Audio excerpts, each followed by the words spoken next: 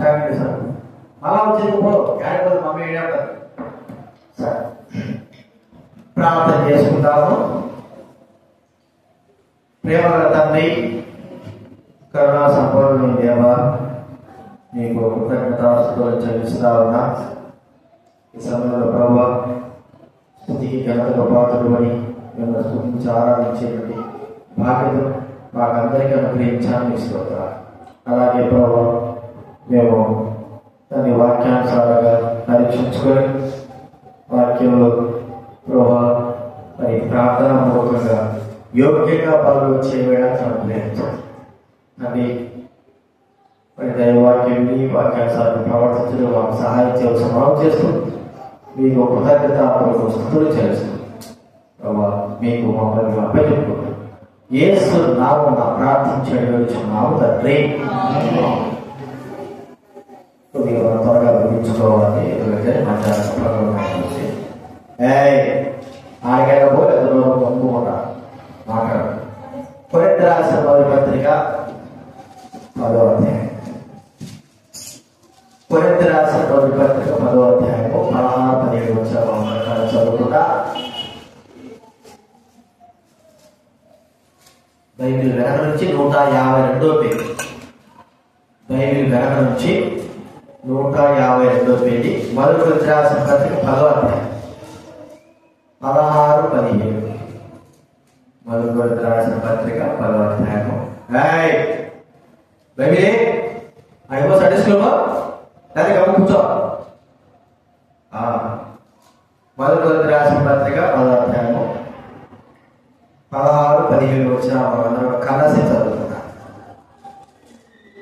మనము దీవించు ఆశీర్వచన పాత్రను త్రాగుతా క్రీస్తు రక్తంలో పాలు పుచ్చుకుంటే కదా. మనము విలుచుకుంటా క్రీస్తు రక్తంలో పాలు పుచ్చుకుంటే కదా. మనమందరం ఆ ఒకే రక్తంలో పాలు పుచ్చుకుంటున్నాము. రొట్టె ఒకటే కనుక అనేకమైన మనం ఒక్క శరీరమై ఉన్నాము. అలాగే మొదటి పేతురు రాసిన పత్రిక బైబిల్ వెనక్కి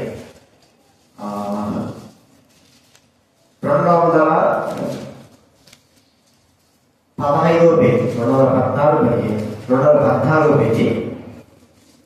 మొదటి పేతురు రాసిన పత్రిక 1వ అధ్యాయము 14-15. 214 పేజీ నెంబర్ 15-14 చూడండి. 14వ పేజీలో ఉంటుంది. 1వ అధ్యాయము 14 వచనం చదువుకుందా. నేను పరిశుద్ధుడనే ఉన్నాను కనుక మీరులో పరిశుద్ధులైన రాయున్నది కాగా మీరు విధేయులకు పిల్లలై మీ పూర్వపు అజ్ఞాన దశలో మీ పుట్టిన ఆశను అనుసరించి ప్రవర్తింపక మిమ్మల్ని పిలిచిన వారు పరిశుద్ధులైన ప్రకారము మీరును సమస్త ప్రవర్తన ఎందు పరిశుద్ధులై ఉండుడి. మనం పిలిచిన వాడు పరిశుద్ధుడైన సమస్త ప్రవర్తన ఎందు పరిశుద్ధులై ఉంటారు. ఆరాధన చూసుకున్నాం కదా. మరి లోక సృష్టి మనకు జ్ఞానము బోధిస్తారు. చూడండి, మానవుడు అనేకులకి జ్ఞానం బోధించేవాడుగా ఉన్నాడు. మానవుడు అనేకులు చూసి నేర్చుకునేవాడుగా ఉన్నాడు.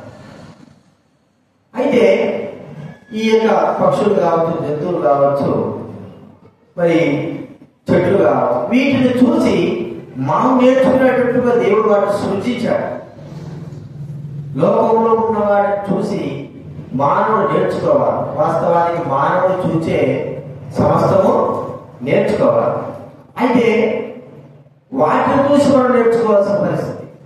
మన తెలుసు, ఒక కుక్క ఉందనుకో, మంచి జాతి కుక్క ఉందనుకో, దానికి ఏం చేస్తారు? నేర్పిస్తారు. ఆ బాలు పట్టుకురావడము, ఒక బాంబు ఎలాగా వాసన చూడడము, ఎవరు ఎలాంటిలో గుర్తించడము, వాటితో పాటు నడవడము, ఇవన్నీ కూడా ఏం చేస్తారు?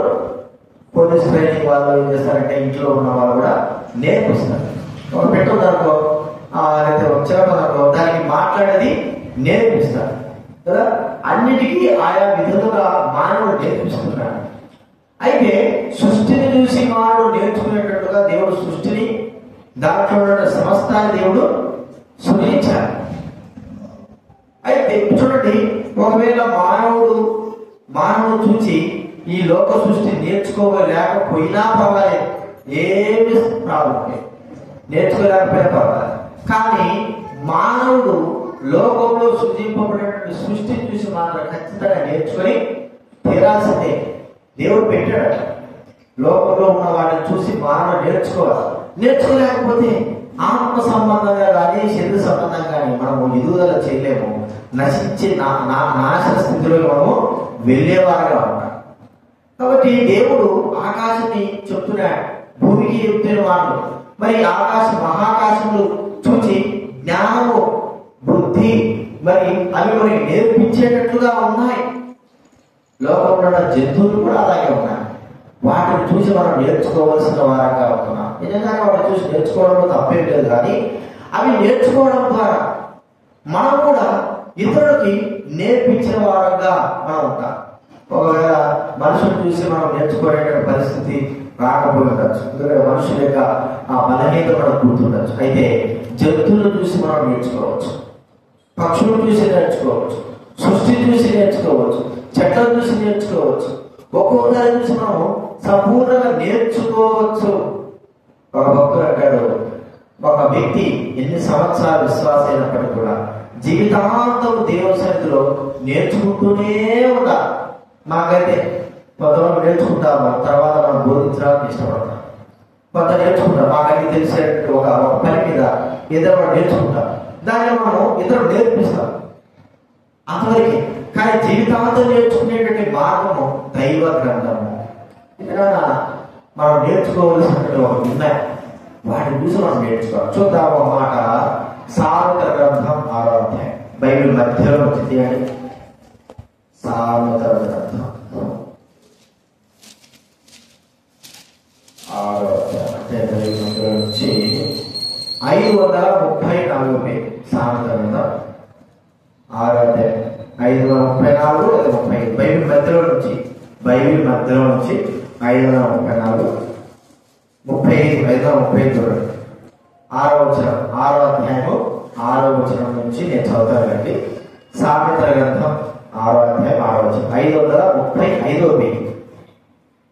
సోమరి చీమల యొక్క వెలుగు, వాటి నడతలు కనిపెట్టి జ్ఞానము తెచ్చుకోను. వాటికి న్యాయాధిపతి లేకున్నాను, పై విచారణకర్త లేకున్నాను, అధిపతి లేకున్నాను.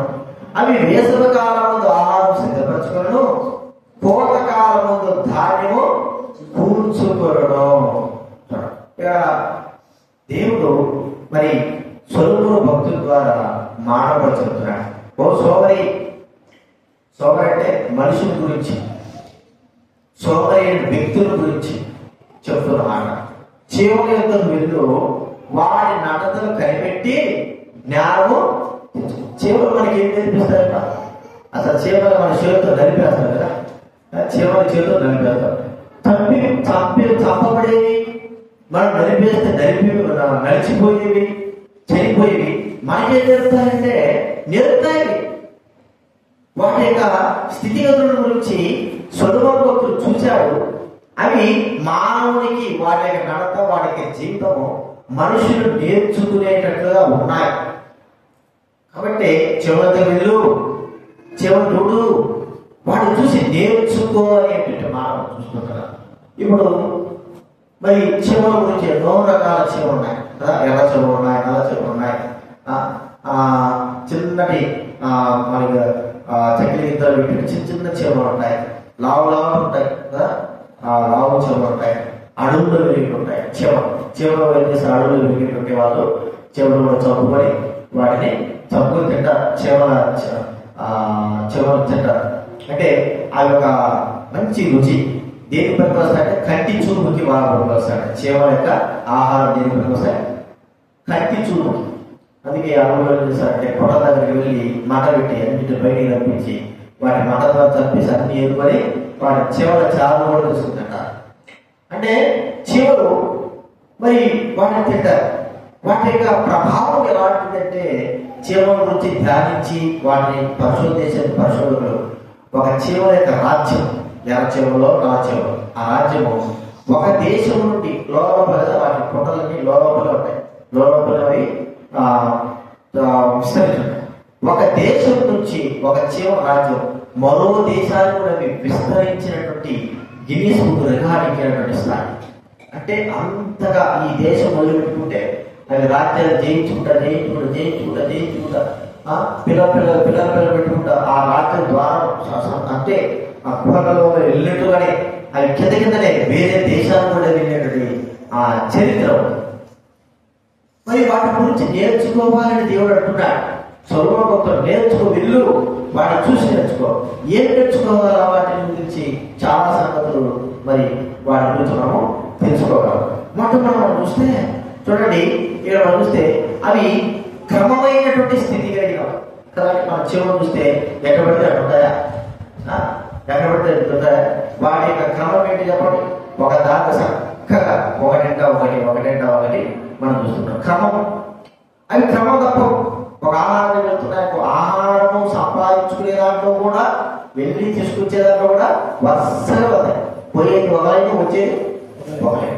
అంటే మరి ఎక్కడైనా సరే గోడవాళ్ళన్నా క్రమంగా వెళ్తాయి.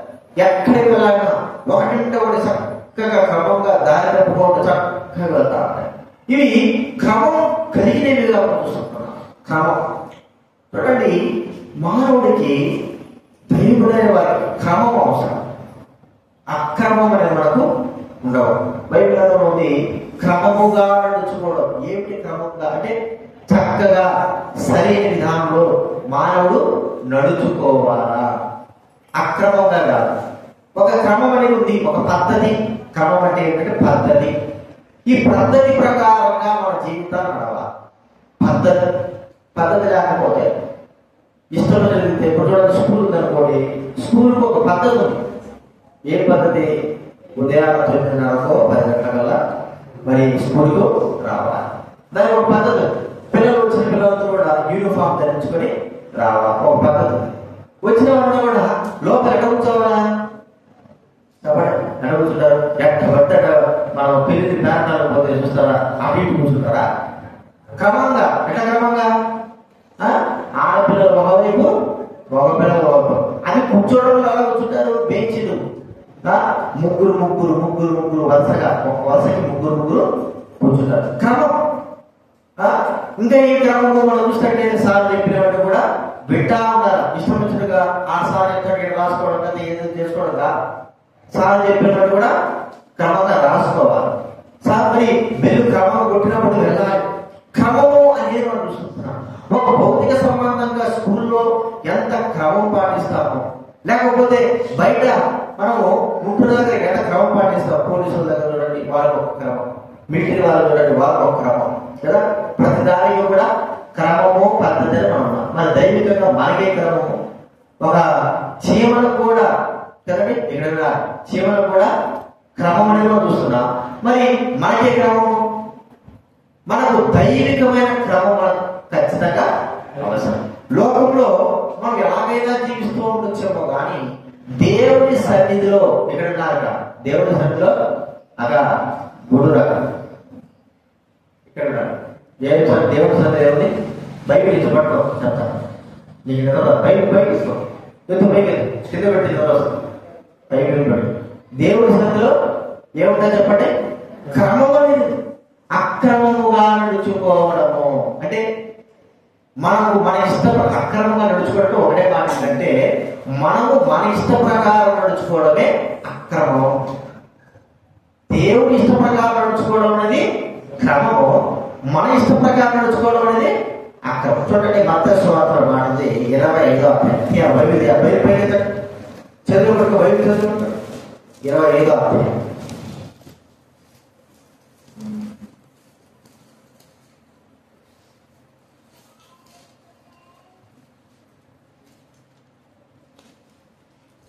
అక్రమం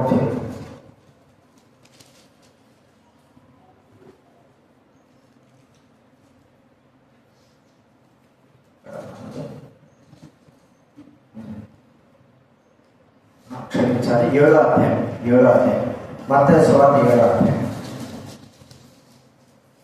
23వ వచనం. మత్తయి సువార్త 7వ అధ్యాయం 23వ వచనం. నేను మిమ్మల్ని ఎన్నడూ ఎరుగను, అక్రమము చేయువారలారా. ఏంటంటే క్రమం కాదు.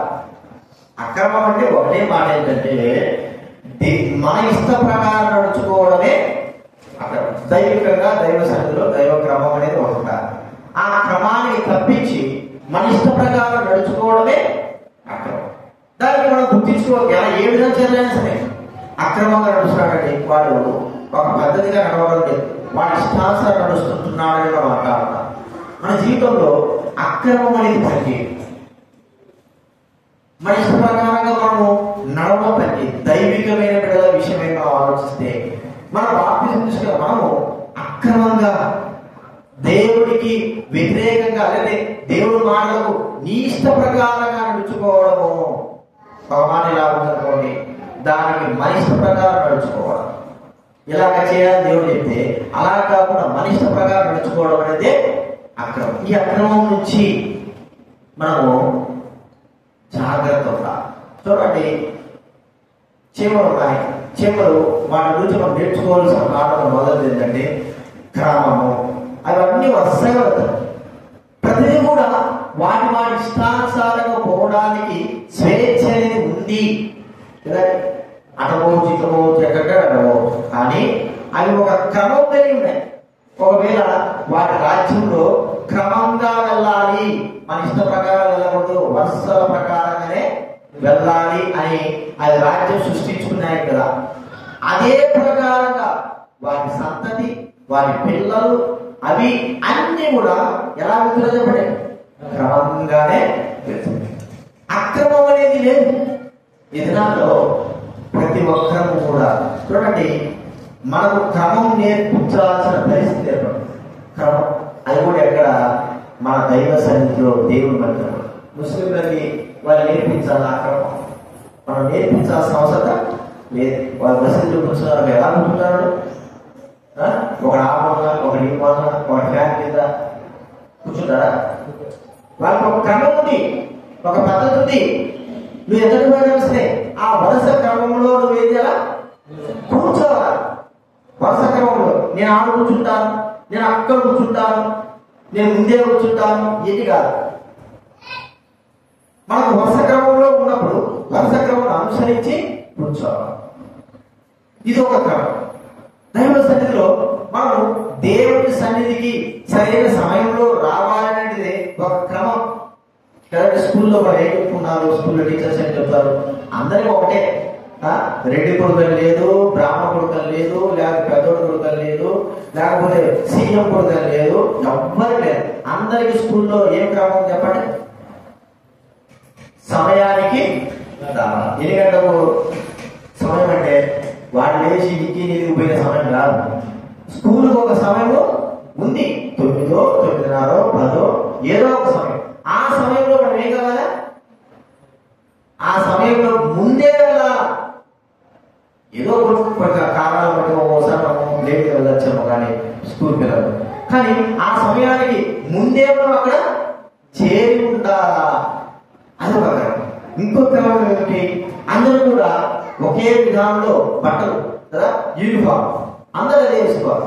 నేను సీఎం ఉంటాయా, నా ఇష్టం కోట్ వేసుకుంటారంటే కొత్తలో స్కూల్లో ఉన్నప్పుడు అందరితో పాటు మనం కూడా అదే స్కూల్ డ్రెస్. చూడండి, ఒక ఆత్మ సంబంధం, ఒక శరీర సంబంధంగా అయినటువంటి కార్యంలోకే మనం క్రమం పాటిస్తే దైవికంగా మనం ఏ పాటిస్తున్నాం? దైవికమైన క్రమం మనం ఎక్కడ పోయింది?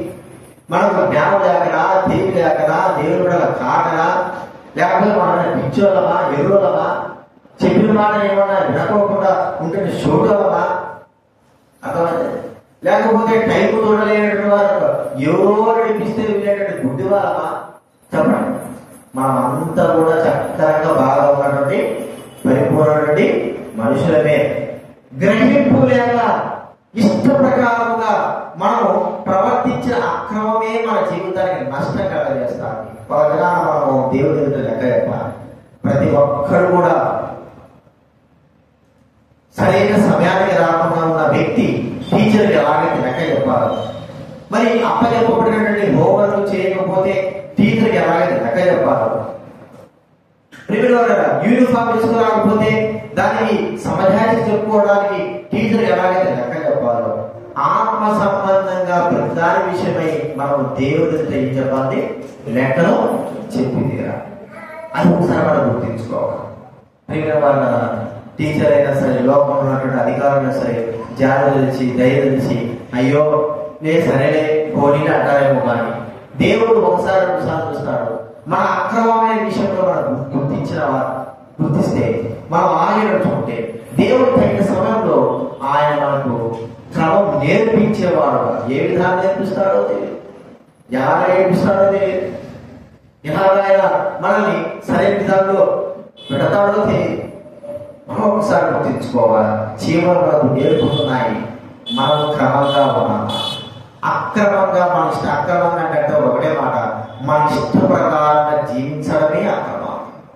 దేవుడి వాక్యానుసారంగా, దేవుడి మానవ ప్రకారం, దేవుడి దైవ వాక్యానుసారంగా జీవించడమే క్రమమైన పద్ధతి. మన ఇష్టల మార్గం లేదు, దేవుడు చెప్పే మార్గం లేదు. మన ఇష్ట మార్గం లేదు, దేవుడి మార్గం లేదు. మన ఇష్ట మార్గంలో నడవడానికి కాదు మా ప్రభు నమ్మింది. మన ఇష్ట ప్రకారంగా జీవించడానికి కాదు ప్రభు నమ్మింది. అక్రమంగా జీవించడానికి కాదు ప్రభు నమ్మింది. దేవుని ఇష్ట ప్రకారం నడవడానికే ప్రభుత్వము అని మనం ఒకసారి గుర్తించుకోవాల్సిన వారంగా ఉంటున్నాం. చూడండి, క్రమము కలిగిన వారంగా ఉండాలి. ఒక దినాన్ని అడుగుతాడు దేవుడు, అక్రమము చేయు వారా, మీ ఇష్ట ప్రకారం నడుచుకునే వారా, మీ జీవిత ప్రకారంగా నడుచుకునే వారా, భయం భక్తి లేకుండా నడుచుకునే వారా, నా మాటను మరి తిరస్కరించిన వారా, ఏముందిలే మరి ఏమి దేవుడు పట్టించుకోలే, మన ఇష్ట ప్రకారం నడుచుకుంటే ఎవరు చూస్తున్నారని అనుకున్న వారా, ఒక దినాన దేవుడు నాకు మరి ఆయన ఎదుట నిలబడాల్సింది లెక్క చెప్పవలసిన వారంగా ఇది మనం చూస్తున్నాం. రెండవదిగా చీమల నుంచి మనం నేర్చుకోవాల్సిన గొప్ప పాఠం ఏంటంటే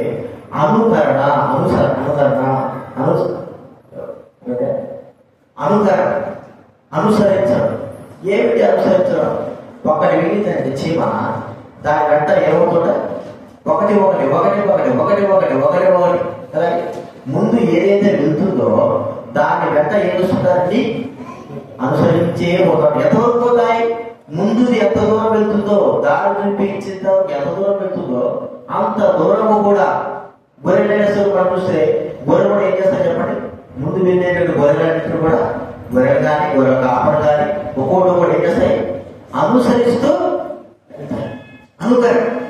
ఇది నాలో ఎటువంటి వెళ్ళేటువంటి స్థితి కలిగిన వాడుగా మారవుతుంటాడు. అంటే అనుసరించడం అంటే ఇరుకు మార్గంలో నడవడం.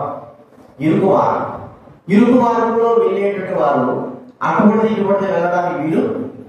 ఎవరైతే ముందు వెళ్తున్నారో వారు అనుసరిస్తూ, ఎవరైతే సరే అదే విశాల మార్గంలో వెళ్ళేటువంటి వారు అంటే తమ ఇష్ట ప్రకారంగా నడుచుకుని, తమకు ఆలోచనగా నడుచుకుని, ఎటువంటి ఏమైందిలే మార్గం ఒకవైపు ఉంటే ఇటుపోతే దగ్గర మార్గం కదా అనేటువంటి తత్వంతో మనం నడిచే మార్గాలు విశాల మార్గాలు, అవి దేవుడికి ఇష్టమైన మార్గాలు. ఈ దినాల్లో దైవబిడ్డలు కానీ ఒకవేళ మన దైవబిడ్డలు అనుసరించాల్సిన అవసరం లేదు. మరి దేవుడి మార్గాన్ని అనుసరిద్దాం, దేవుడి వాక్యాన్ని అనుసరిద్దాం, దేవుడి ప్రొవైడ్ చేసి చూపిస్తారు మార్గం చూస్తుందాం. మన పెద్దమైన వారు బక్షి గారు ఉన్నారు, పెద్ద పెద్ద దైవజనులు ఉన్నారు, డీలమూడి గారు ఉన్నారు, గొప్ప గొప్పగా నడిచిన వారు ఉన్నారు. వారి విశ్వాస జీవితాన్ని అనుసరిద్దాం. మాట చూడండి, హెబ్రీ పత్రిక బైబిల్ ధ్యానం చేయాలి.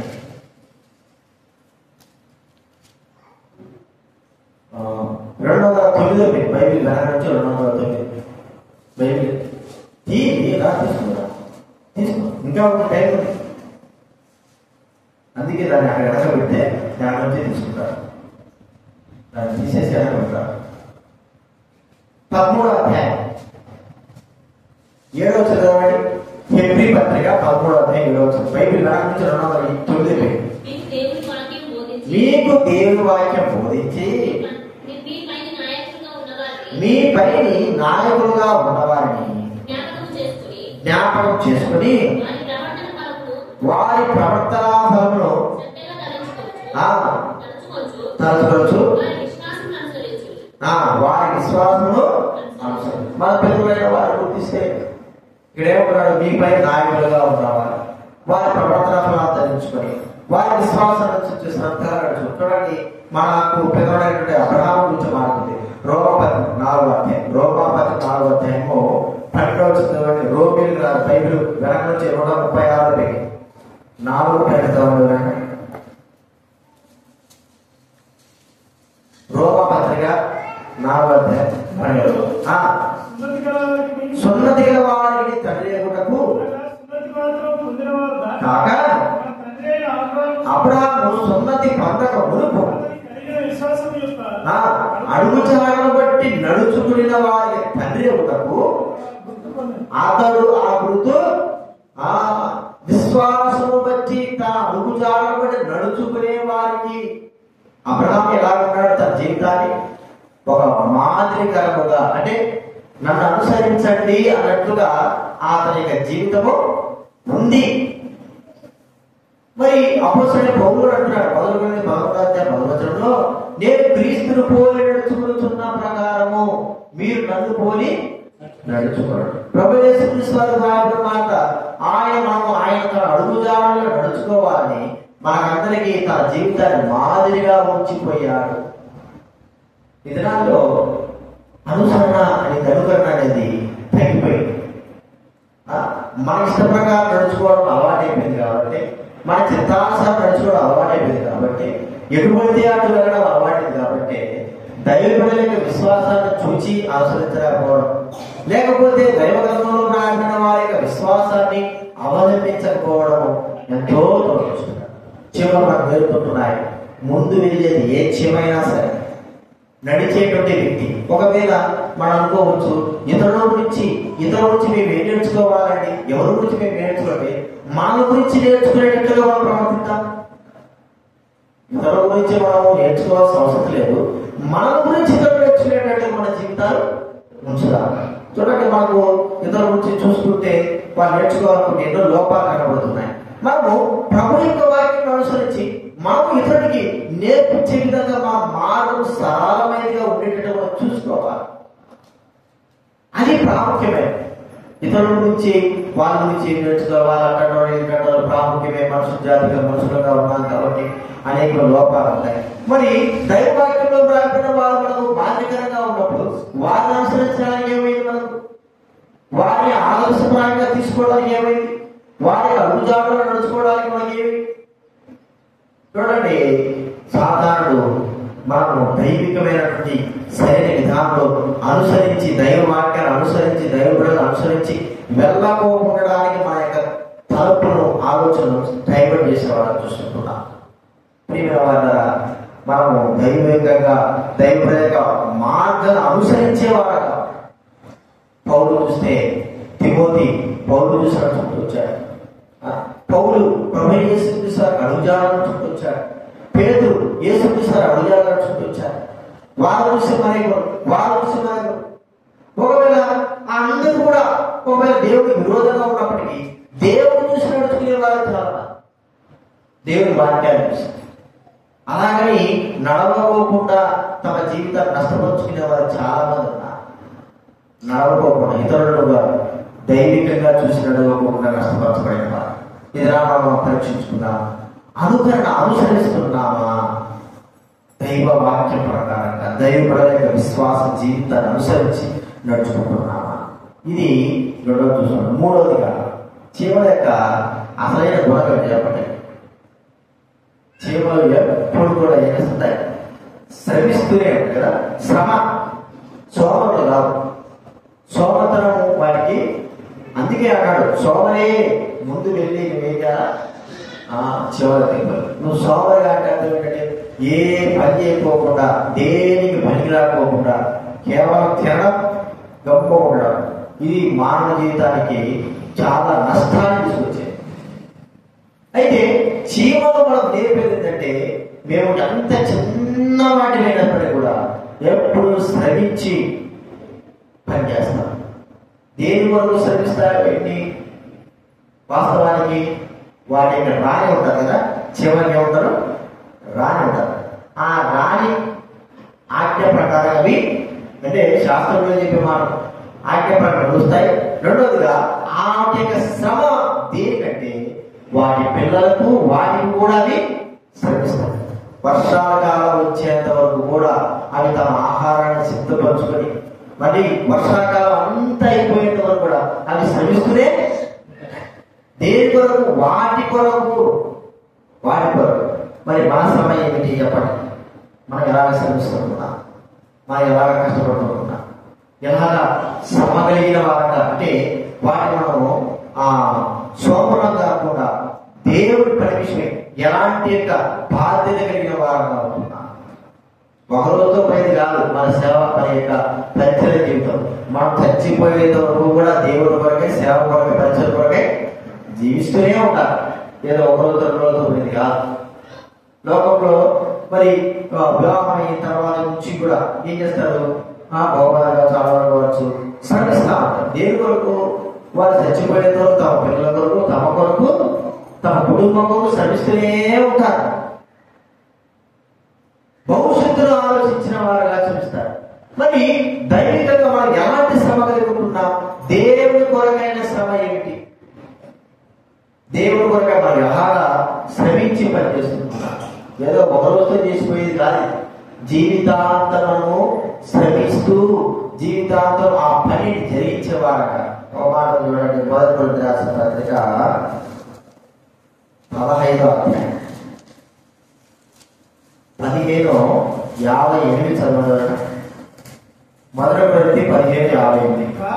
కాగా నా ప్రియ సహోదరులారా, మీ ప్రయాసమును ప్రభువునందు వ్యర్థం కాదని ఎరిగి స్త్రీలను కదలని వారును ప్రభువు కార్యాభివృద్ధి ఎప్పటికీ ఏంటంటే మీ ప్రయాస కదండి.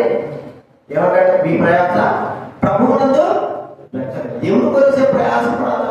భూలోకంలో ప్రసంగి గ్రంథంలో మనం చదివితే 4వ అధ్యాయంలో వాళ్ళు ప్రయాస పడుతున్నారట. చూడండి, ప్రసంగి గ్రంథం అంటే సామెతల తర్వాత ఉంటుంది.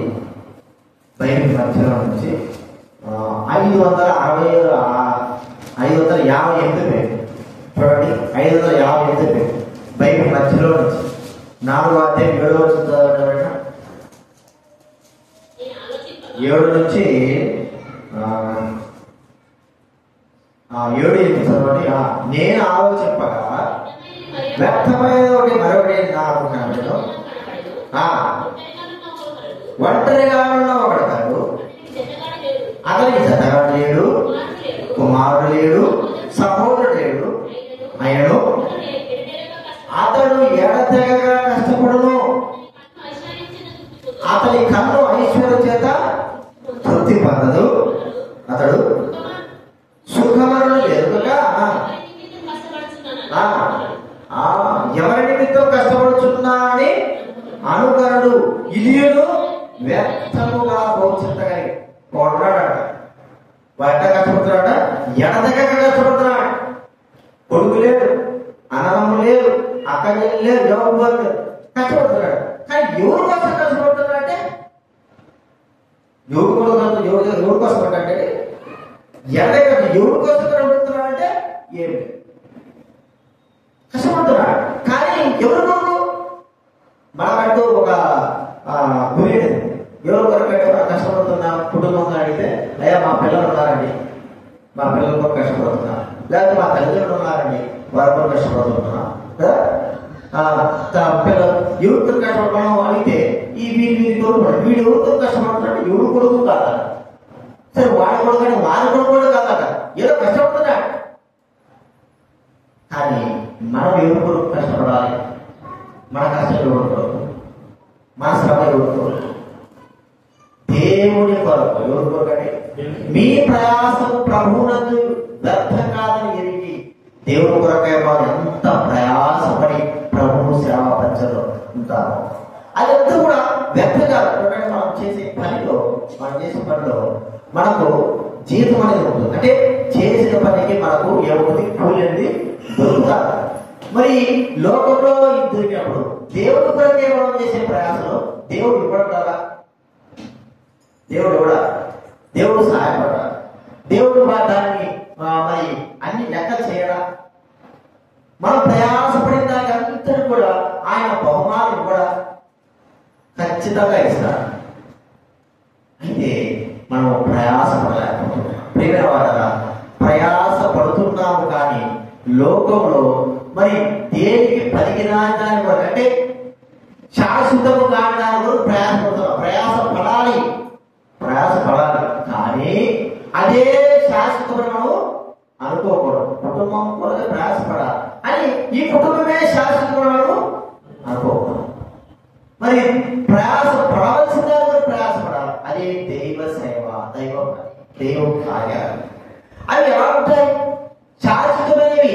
వాటి ద్వారా మనం ప్రయాసపడితే దేనిని కూడా మనం పోగొట్టుకోము. మనం ఎంత ప్రయాసపడతామో ఖచ్చితంగా న్యాయబద్ధంగా మనం చేసిన దానికి అంత కూడైనా ఖచ్చితంగా మనకు ఇస్తాడు. నష్టపోం. మనం ఏ హృదయంతో అయితే ఏ జీవితంతో అయితే ప్రయాసపడతామో ఖచ్చితంగా దాని కూలి అనేది దేవుడు మనకు ఇచ్చి తీరుతాడు. ప్రయాస ఫలితం మనకు పొందుతాడు. చేసిన దానికి ప్రయాస ఖచ్చితంగా పొందుతాడు. మరి ఈ యొక్క శ్రమించేటడు గుణము చీమలకు అంటారు. చీమ నిద్రపోతారు. ఎవరైతే ఉండాలి కానీ నిద్రపోతారు.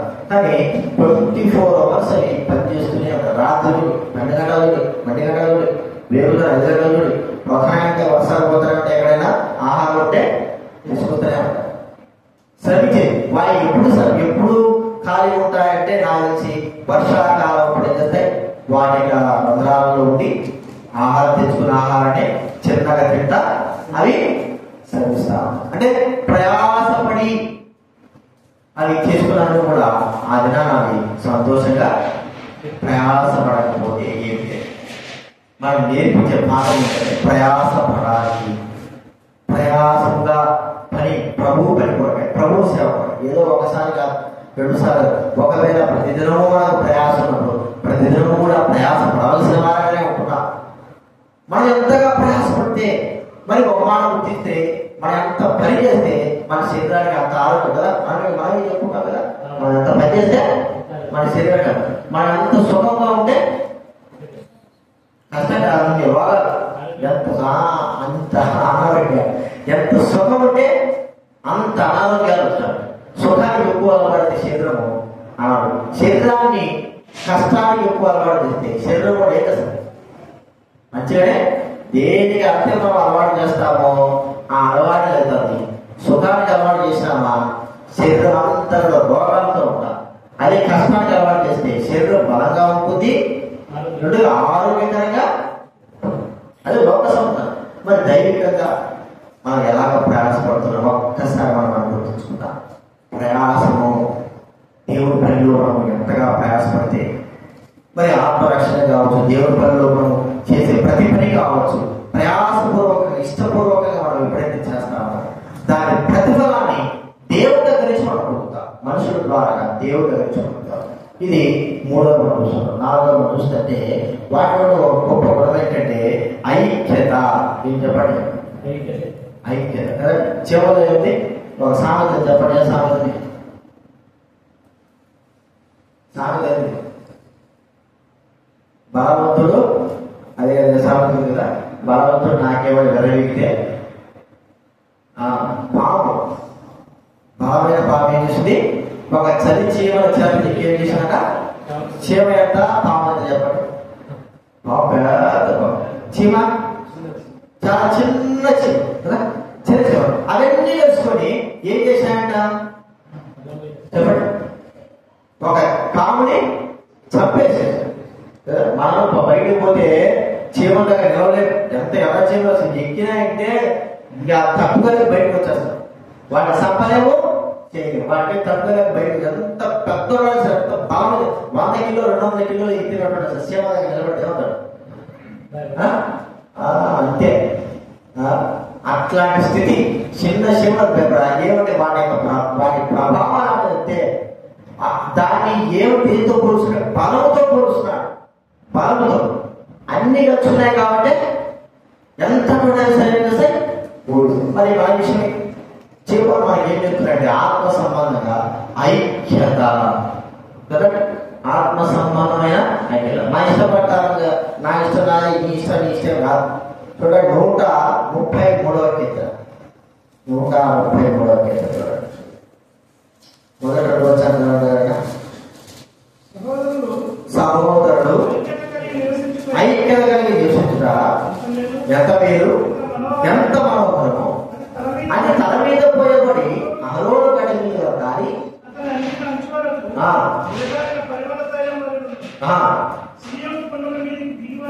సీయోను కొండల మీద దిగవచ్చు, పెరుగోను మంచు వలె ముందును. చూడండి, ఆశీర్వాదము శాశ్వత జీవం అక్కడ యెహోవా.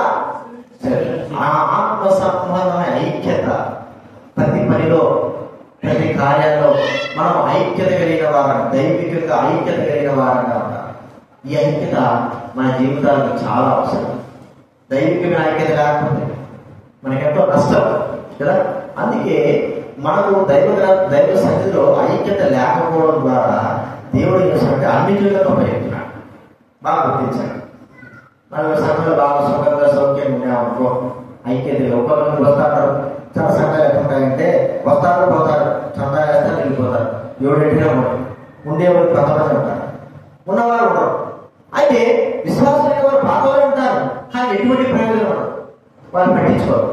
ఎప్పుడైతే అన్నిటిలో వచ్చి సంఘాల పైన దౌర్జన్యం చేస్తారో అర్థమైందా, దౌర్జన్యం అప్పుడు వస్తారు. ఎక్కడ లేని ఐక్యత అప్పుడేమవుతుంది, పరిగెత్తుడు బయటకు వచ్చారు, మళ్ళీ మన సంఘాన్ని జరుగుతారు. ఎందుకు అనుమతించాడు? ఐక్యత లేకపోవడం ద్వారానే అన్నిటిలైన వారిని ఏం చేస్తున్నాడు, ముందుకు. అప్పుడు తెలుసా నిజంగా ఐక్యత ఏమిటి. చూడండి, ఐక్యత ఉన్నప్పుడు అంటే దీన్ని ఏం పోల్చుంటే 3 పేటల త్రాడుతో ప్రభు. చూడండి, ప్రసంగి గ్రంథం అదే మనం చదువుకున్నాం కదా, 550 ప్రసంగి గ్రంథము 4వ అధ్యాయం 10వ చదవబడారు. ప్రసంగి 4:12.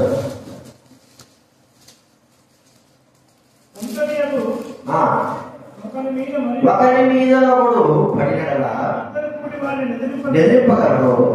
3 పేటల త్రాడు త్వరగా తెగిపోదు కదా.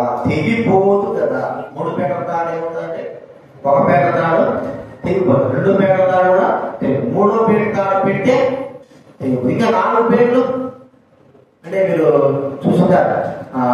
కరెక్ట్ వేలు కూడా ఎట్లున్నాయి చెప్పండి, అన్ని పెట్టినట్టు 4 పెట్టినట్టు ఉంటాయి. అవి తెగిపోవు, సామాన్యంగా తెగిపోవు. ఎంత గట్టి ఉంటాయో అంత గట్టి ఉంటాయి. అంటే అవి బలముగా సంధించబడి ఉంటాయి. మనకు తెలుసు గడ్డి అంతా కూడా ఒక్కోదాన్ని పేడితే అంతా కూడా తాడులా ఉంటుంది. అది ఎంత గట్టిగా ఉంటుంది, ఏనుగుడు కూడా దాన్ని ఏం చేయొచ్చు, బంధించేటువంటి బలం. అంటే ఐక్యతలో అంత బలం అది మనం కలిగి ఉండాలి. చెమలు నేర్పుతున్నాయి ఐక్యతలో మనకు బలం, ఐక్యత బలం చెమలకు నేర్పేవా. ఐక్యత కలిగిన వారంగా మనం ఉంటున్నామా, ఐక్యత కలిగి జీవిస్తున్నామా. విధానాల్లో ఐక్యత గౌరవం మనం ఇష్ట ప్రకారంగా మనము ఒక వృత్తి పెట్టుకోండి. ఆత్మ సంబంధంగా ఎప్పుడైతే మనం ఐక్యత కలిగి జీవిస్తామో అపవాది మనం ఏమి చేయాలి.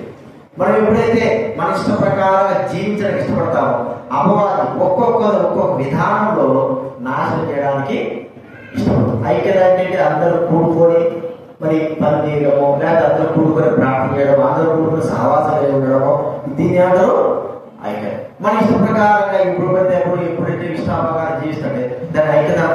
దాన్ని ఏమవుతుంది, సాధారణ ఆసరాగా తీసుకొని మన ఇష్టం మనల్ని ఏం చేస్తుంది, నాశనంలోకి నడిపించేది మనము చూస్తాము. ఐక్యత అని మనం గుర్తించుకోవాలి.